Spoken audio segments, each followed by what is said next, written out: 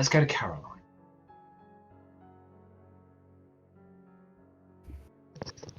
What would you like to do as this grotesque version of yourself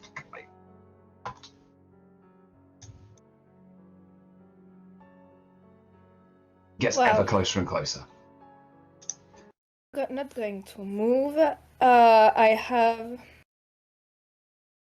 a friend that is not trying to murder me in actual danger.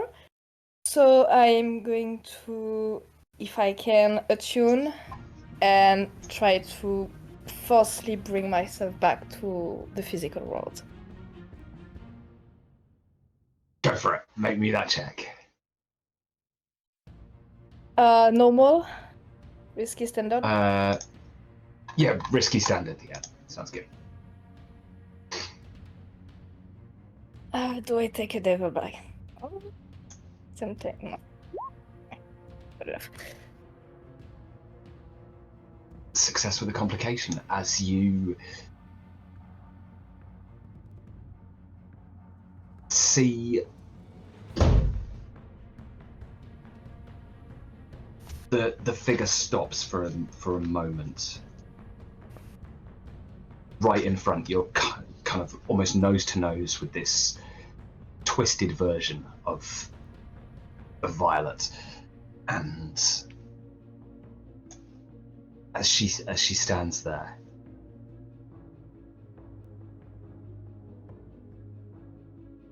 you see the figure behind, that figure you saw earlier. As time almost seems to draw to almost a standstill, save for the corrupted form of Arasi Cordara.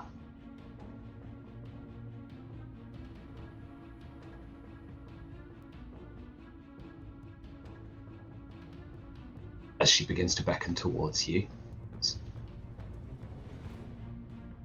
we could be your liberation. Freedom from all of your doubts. Do you see this? Something kind of bulges around her collarbone, begins to crawl up her neck as she kind of, just her mouth snaps open as this rat crawls out, climbs onto her shoulder, disappearing into the folds of her clothes.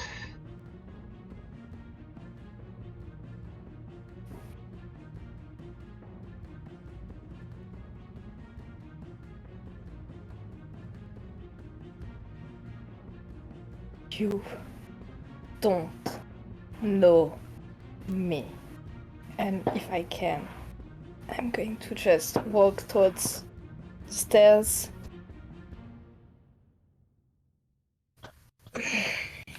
Sorry if you can hear that. Nope. Okay, great. What is it? Fireworks. Fireworks. It's the middle of the afternoon. That I was going to say, yeah, at 3:30 in the afternoon, it's not exactly the prime hour for something, you know, that you need a night sky to really appreciate. Nothing's coming through, but okay, great. So if I can, I'm trying to walk back, just not paying them any attention. And if I see the hole on the ground, I'm going to say this is going to actually be a resistance of resolve. I can't risk that. If I resist, I throw 'em out. So you get a 6. Unless, yeah. Hey, if you get a critical, you'll -1 stress. And isn't resolve one of your better ones? No, it isn't. All yours are the same.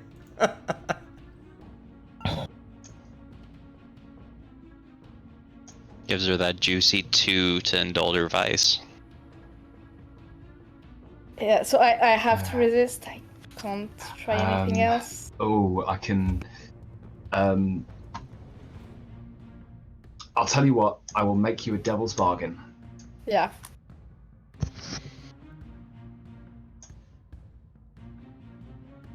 this is the point where you need to walk away.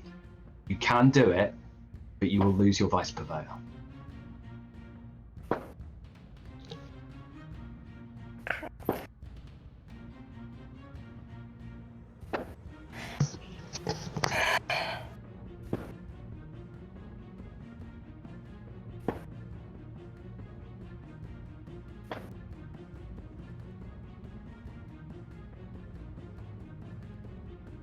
Okay.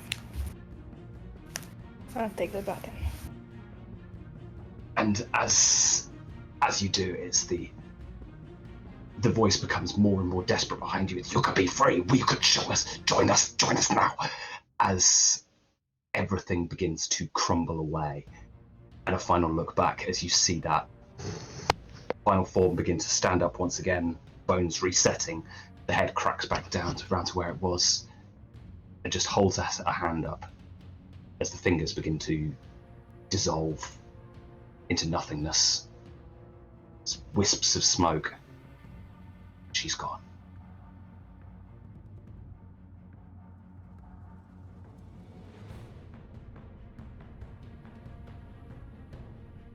As let's jump back to Crow and Gaz. What's going on as you're surrounded by an ever-surging mass of these big kind of bilge rats that seem to grow and swell by number by the moment. So I got over to Crow, right? Yeah. I was gonna say, if he isn't quite over there yet, Crow was gonna reach out and yank him into the light, and then kind of two of you, hold the light up higher to kind of increase that circle, essentially. You got any fabulous ideas? Because, well, I've got one, but I don't want to stress you out too much about it. What do you mean? What do you mean stress me out? I would. With my free hand, I lift up another lightning grenade. Whoa! Let's not be hasty here. You sure you don't have anything else that'd help?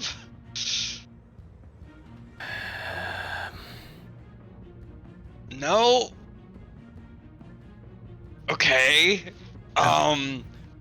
Puts the lightning grenade back and then pulls out a quicksilver grenade.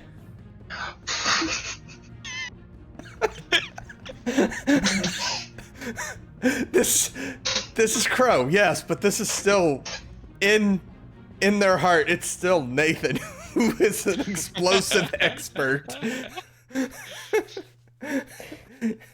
Not gonna lie, I like the look of that one less, but let's go for it. All right. I have no idea what Quicksilver is gonna do to these things. But doesn't it enhance arcane powers? But it severely injures at the same time. Got it. So it's these rats just go Super Saiyan and drop dead. Yeah, it's weaponized Quicksilver, so I'm guessing it's probably designed to harm more. But it's gonna be a smoke bomb rather than an actual explosive one. Oh, so it's gonna enhance everybody's attune. Okay. Oh. I mean, if you gotta do the lightning grenade, you gotta do the lightning grenade. I mean...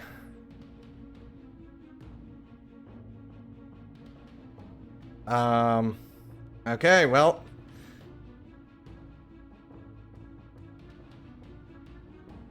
Ooh, if I had more time, I would have thought this a little bit further, but... Yeah, here goes nothing. On that note, Lightning grenade?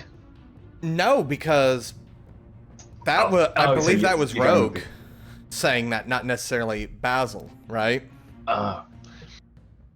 Gaz, Gaz does not know what a quicksilver grenade is. He does not understand the difference between the two. He just knows one of them hurt a lot. So, yeah. Let's see what this does. Tosses the quicksilver grenade.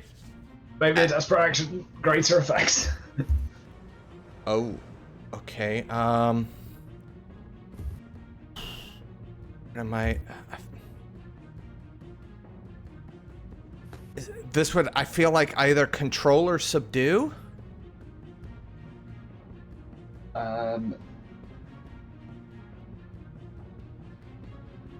Both. I'd say both of those work. Yes. Okay. My XP track just went over on Scorn. Can I assist? You can. Yeah. So you take 1 stress. Get another die. Come on, man. I'm sure you can't mess up a grenade twice. Like. I'm gonna put it in control, and I'm gonna use control. This is more a thematical thing because I don't think you're trained for this. You can't mess it up more than once. Like that was a fluke.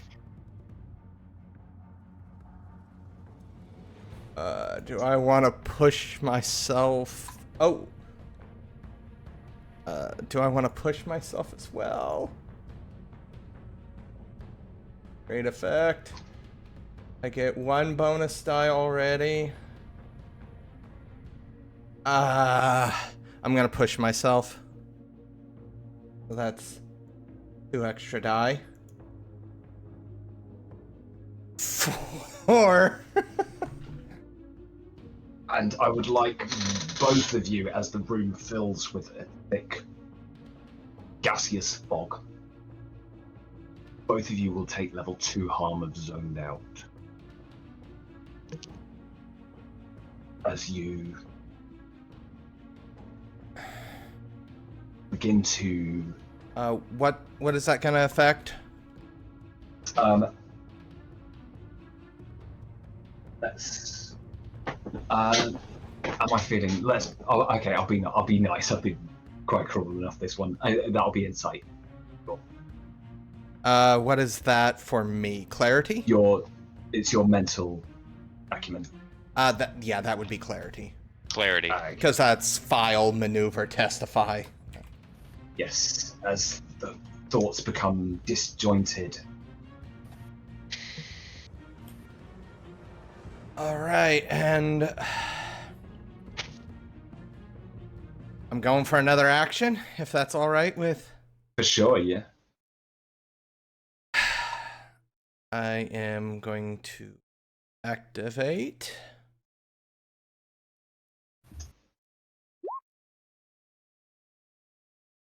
Now that I am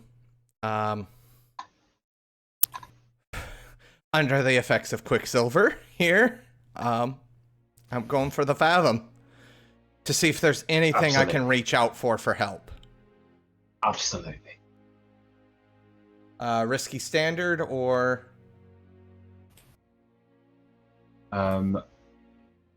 You did, yeah. I'd say yes on the back of a success with a complication. Yes. And then the effects of Quicksilver is 1 to attune? Plus, I think it's plus 1 to attune, yeah. Which is Fathom for me. Yeah.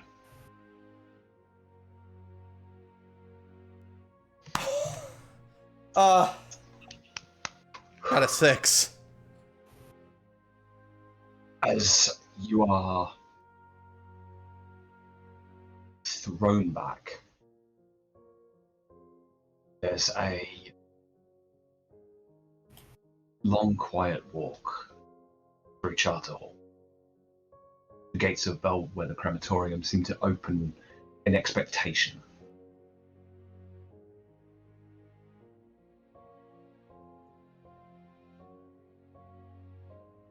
The cawing of crows overhead. As you look up, you see them circling, become flying back and begin to settle once again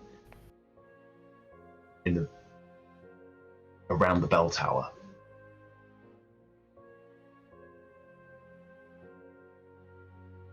Who's waiting for you here?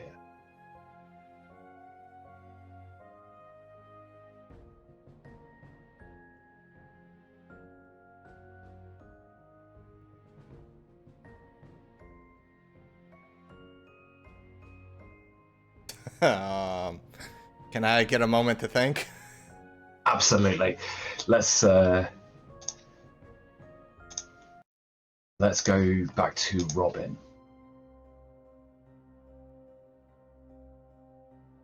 Looking at your featureless countenance in the mirror.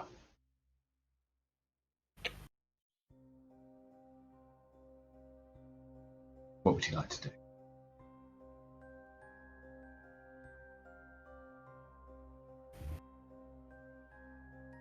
I think that I'm staring right at my reflection.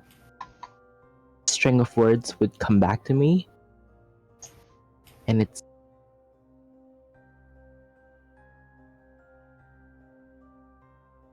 the one that was said to me by, I remember his name. Oh, Brolin. Yes, Brolin. Yeah, definitely knew that. To remember your people and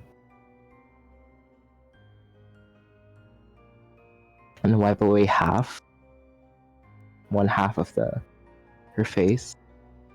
You see just almost like the mask itself is broken. Just that corner, the eye, scales that run down from temple to eyebrow.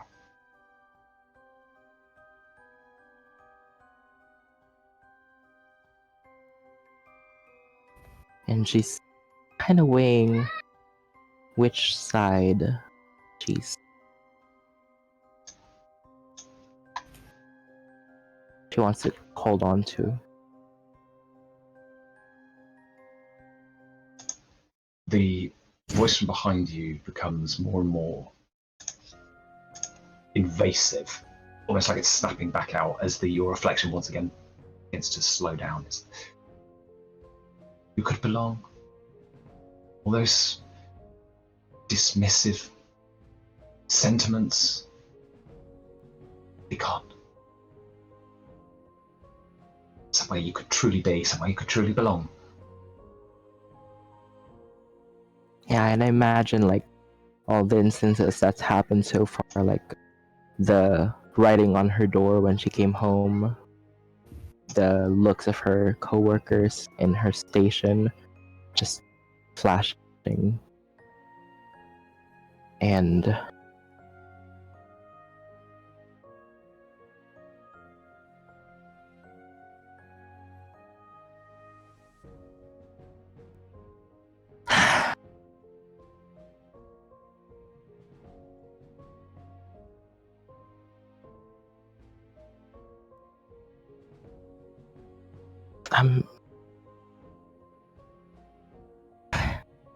I'm done pretending, and she's just gonna wipe the other half. And as you do, the mirror just fractures. And the voice behind you is saying, no, don't walk away. This is your chance to belong. This is your chance to be somebody. Stop being invisible. Listen for the song. Listen for the song. It will guide you.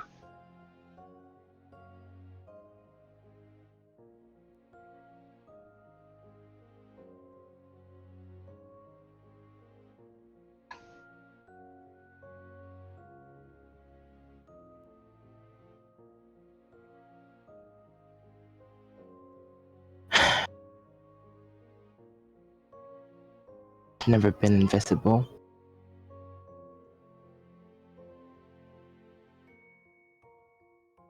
I just chose not to see myself. And I'm gonna get up and try to walk past through the door that opened. You walk through the figure. It's almost incorporeal.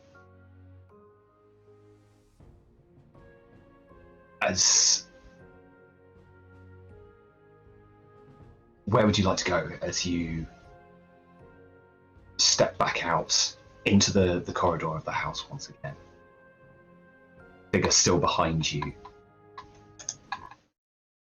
To the others, I think the first person she think of is Caroline, because she was the one she was last with. I'm going to say as well to walk away from this, that possibility, those promises. Give me that result resistance. I'm in the same predicament. Oh. Okay, But- time to you lose your best friend as well. I've got to do something. No, Come on, I'm then. gonna risk it. Is that bad?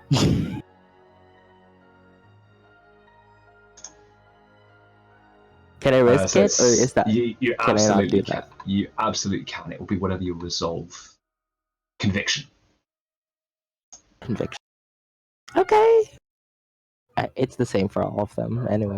So, come on, Miss Sasha. See yourself. 5. Yeah. Yeah. It takes every essence of your being to walk away. You don't look back. And you feel like you might have left something of yourself behind in that moment. Could you please take a trauma? Absolutely.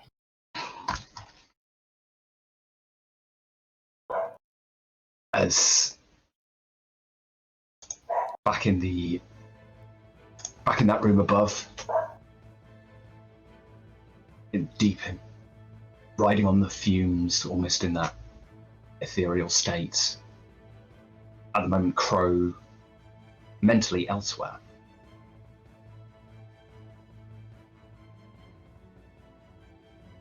Crow.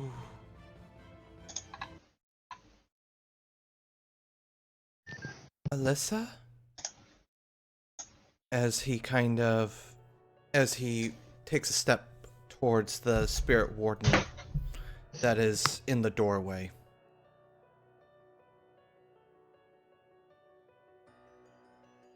Turns, you see the hook of the beak as a hand reaches up, breaks the mask away, holds it down. Would you like to describe Alyssa? Yes. A little bit older than most of Duskfall, but not quite as old as then. Probably in her early 40s. Piercing blue eyes, raven black hair streaked with silver. She, to Nathan's memory, I say that somewhat jokingly,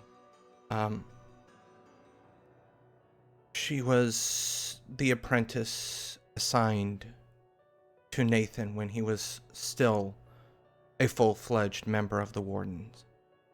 So she is also a medic that he's personally trained.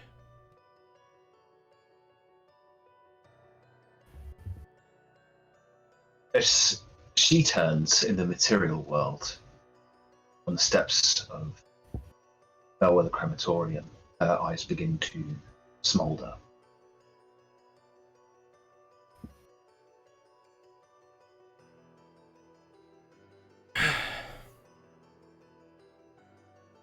You know, A voice I haven't heard in a long time.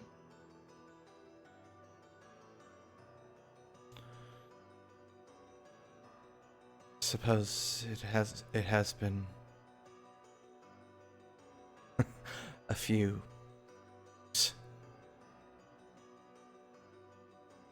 Look, everything that happened that led to my exile, I would take it back at any moment.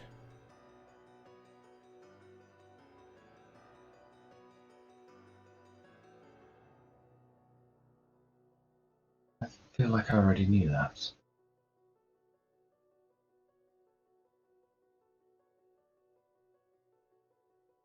At this point, Crow would reach up to touch his mask and remove it if it is there in this moment. It's not. This is a. This is crossing districts and distance. Maybe, as far as you know, even time. This is.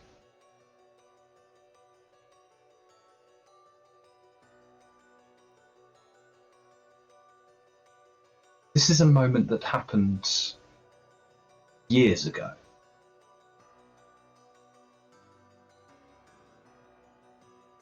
Just to confirm, because obviously this is going to change how the conversation goes, is Nathan in exile at this point?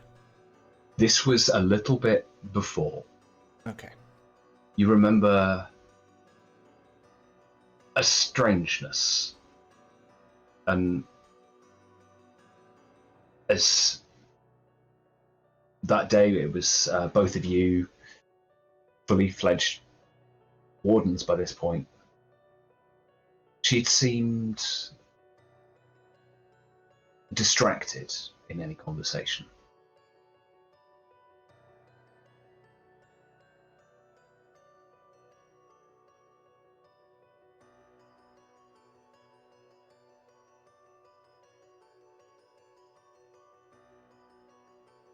I'm trying to think because obviously Nathan's already mentioned being exiled, so Nathan's aware that this is in the past, or is... It is now, as this conversation begins to unfold, you realise that this was one of the last conversations you ever held. She was never quite the same with you again.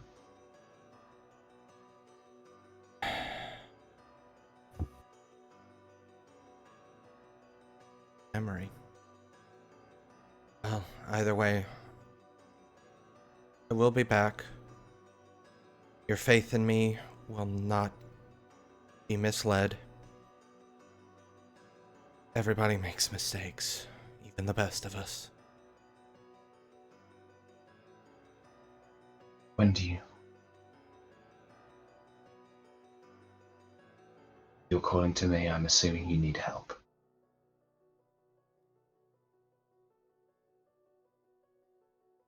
We are embroiled in a supernatural pestilence.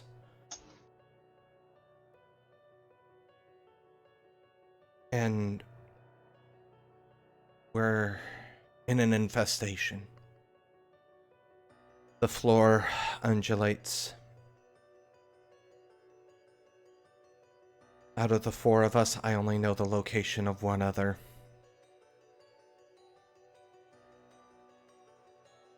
And the situation is dire.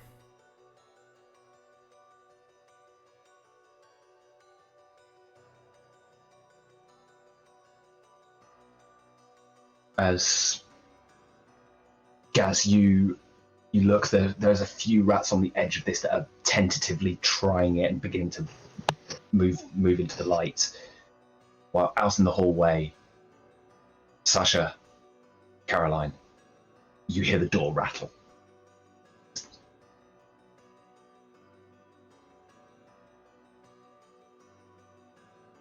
So where are we exactly right now? I believe you're both back on the main stairwell.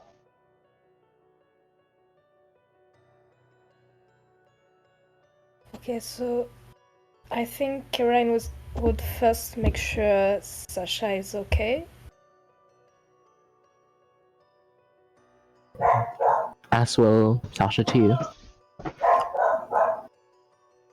As around you see the walls begin to break away, beady black eyes begin to look out at you, begin to swarm down the walls as the door rattles. I do not know for you, but I'm pretty done with this place.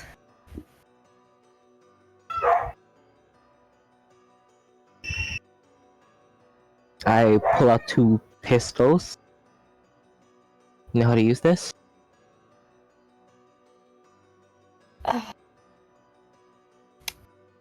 I'll figure, I guess.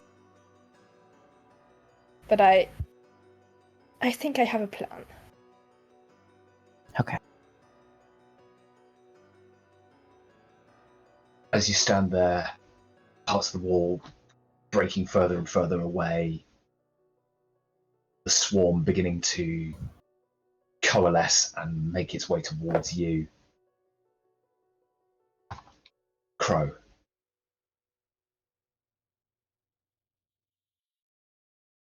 Is there anything you would like to say? As reality is almost like trying to claw you back at this point, as you look around Bellwether Crematorium, it begins to be replaced by the 4 walls of the room before snapping back. It's almost like the two are transitioning into one another. I don't have much time.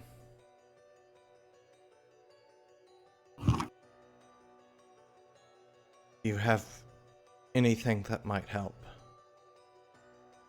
I know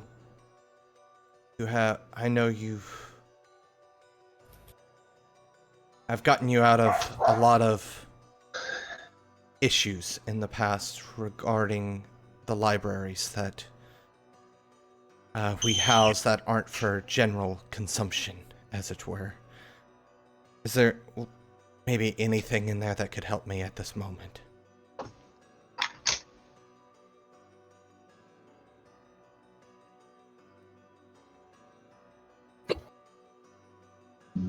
Make me a check.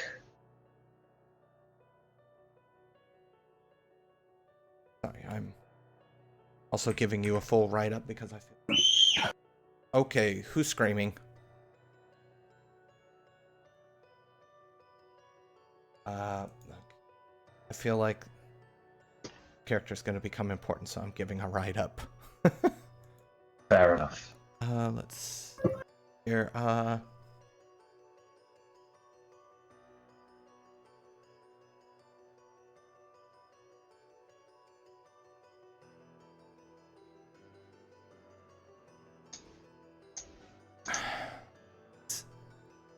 This... No, control's more of a physical type thing.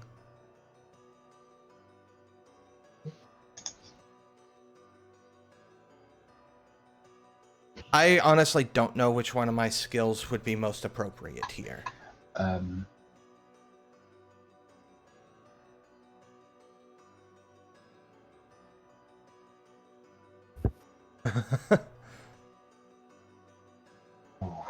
It almost feels like a skill I technically don't have. I will say, in that case, roll me 4 dice. We'll do it at her tier. Okay,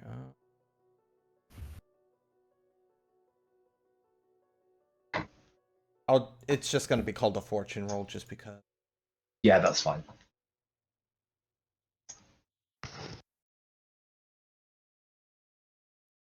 Success with a complication, as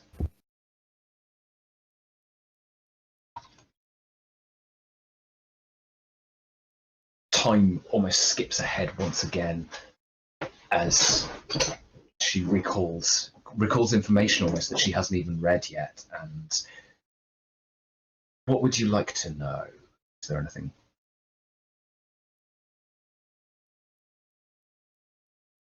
Right now, I think more than anything, Crow is in desperate need of a way to repel the rats without using explosives, because right now the explosives seem to be a very, very bad idea. So that's been his modus operandum, is to literally just explode these rats. He needs another option because obviously swinging a baton isn't going to work either from a logical standpoint. He needs something that can control a mass without demolition, essentially. Yes, absolutely. As gunshots begin to emanate from outside, as Caroline and Sasha both attempt to fight back the ever-surging oncoming swarm. The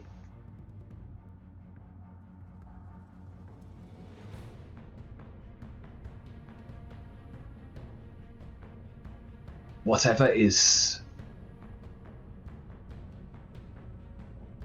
the answer comes through to you. Whatever is behind this,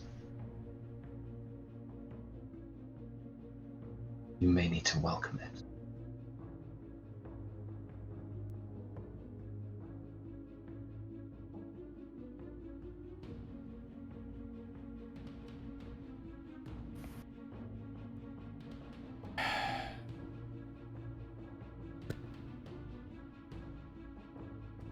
And he gets ready to ask, and what does that even mean? But I would feel like one of the gunshots rings out, and that forces him to snap back. Absolutely, as from within this sea of rats writhing, and you see a figure almost form being raised up out of them.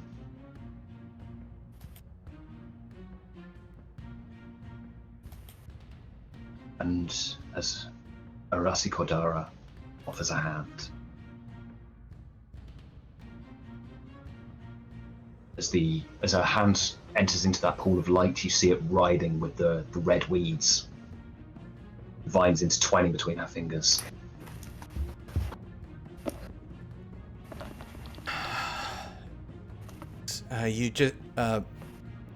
Basil would just hear, have to let it in. Could that mean? What could that mean? Are we back in Xbox land? Are we? Oh, okay, no. There for a second it sounded like it. We got, here goes nothing.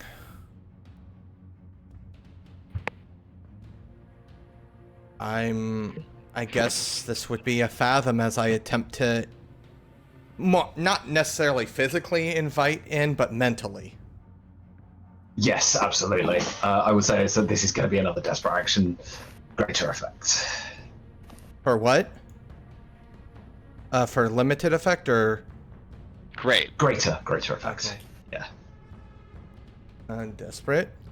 Basically, it's going to work. It just depends how bad it's going to be.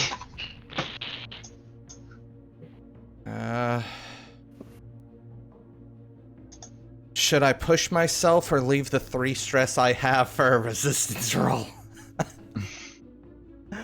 Oh, that's the question. You're rolling for sanity, not success.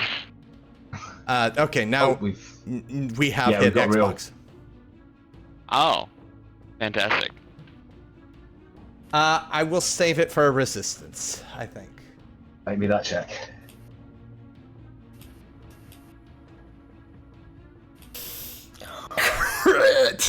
Crit!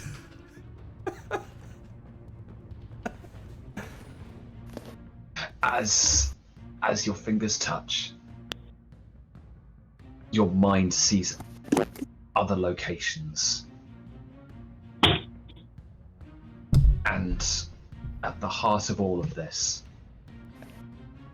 you see the real Arasi sat in this old throne hewn from stone itself.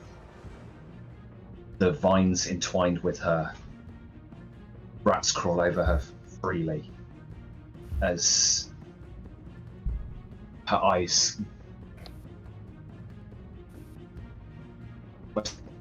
snap towards you, and despite the fact you are not present, the two of you make eye contact that brief moment.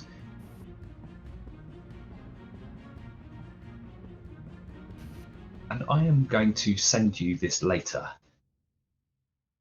But on that crit, you have a name. I have a name? Okay.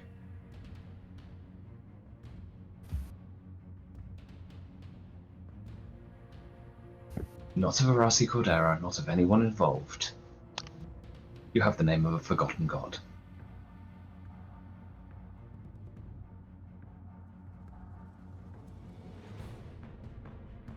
Okay. They're no longer forgotten technically then, but okay. And as you see this, Gaz just getting ready to start fighting back. Sasha, Caroline, counting down to the falling into single figures as you count down what ammo you have left. The door swings open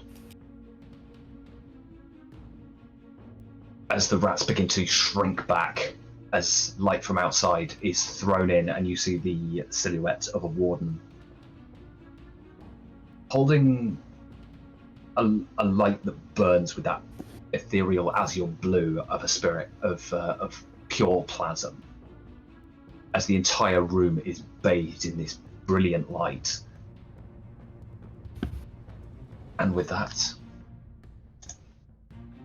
as your mind is drawn back to the material, the rats themselves shrinking back, disappearing back into the holes in the walls. You are surrounded by just the dust and the perpetual silence.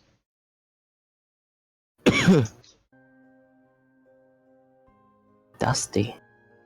I feel like learning something of that nature causes a bit of mental exhaustion, so I think Crow's probably gonna kind of crumple to the ground a little bit and just kind of set the lantern down next to him and just kind of, one hand to his head, as his thoughts are still racing. The warden strides through the house and stands in the doorway for the briefest of moments, the mask fixed on the two of you. You fall down in the corner, and the slightest nod turns and leaves without a word.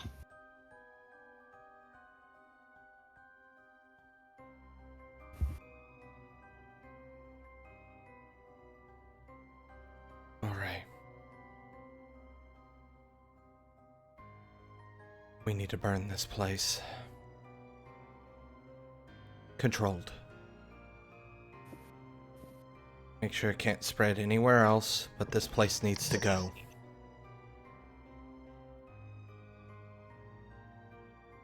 Well, I guess it's time to live up to the family name. We aren't called the Colburns for nothing.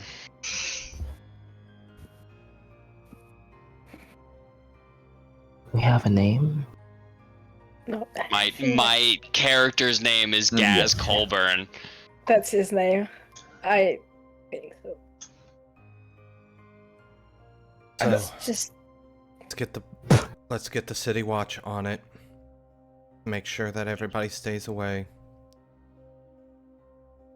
Get things set up. As stated, this has to be done controlled. However, with this,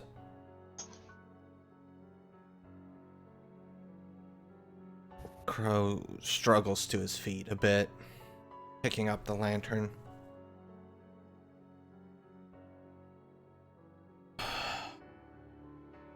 We're gonna get so many questions for burning down a house in Whiterun.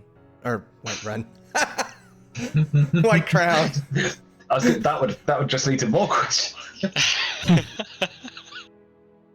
Where is this white one? Wrong universe. Wow.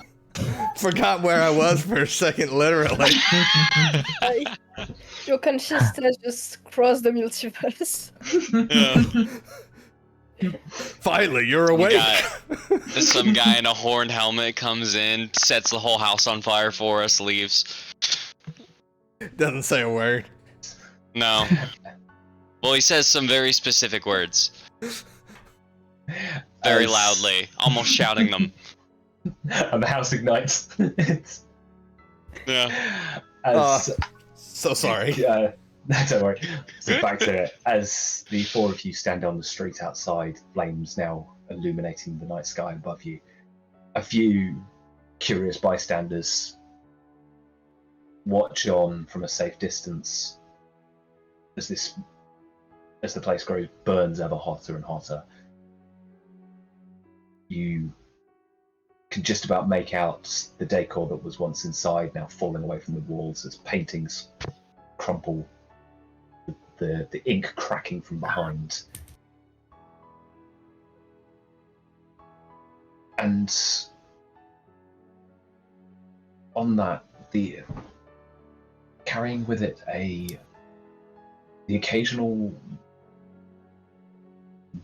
you're occasionally able to catch a foul odor, as if something else is being burned away.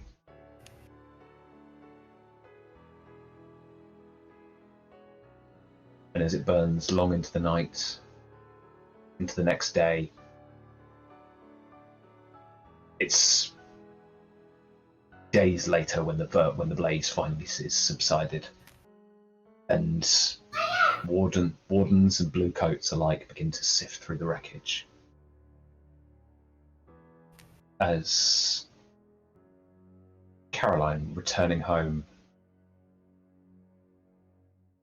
your house feels empty.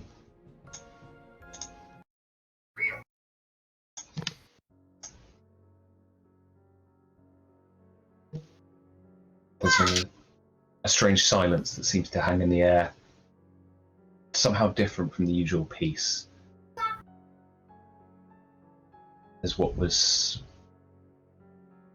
once something is now just a simple porcelain doll.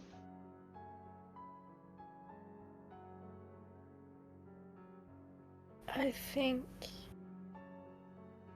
for the first time in now many years, Caroline is just going to let herself fall on the ground on the corner and weep for the rest of the night. You have just finished listening to this week's episode of Blades in the Dark, What Happens in the Dusk, part of the Domain Gaming, written and told by Livespark. A special thanks to you, the listener, and if you wish to continue supporting us, subscribe, like, and share. As always, comments are welcomed. Until the next chapter. You've heard the Silent Song. We all have the legend, the curses. Some foolishness about a world as it was meant to be. A city of ghosts.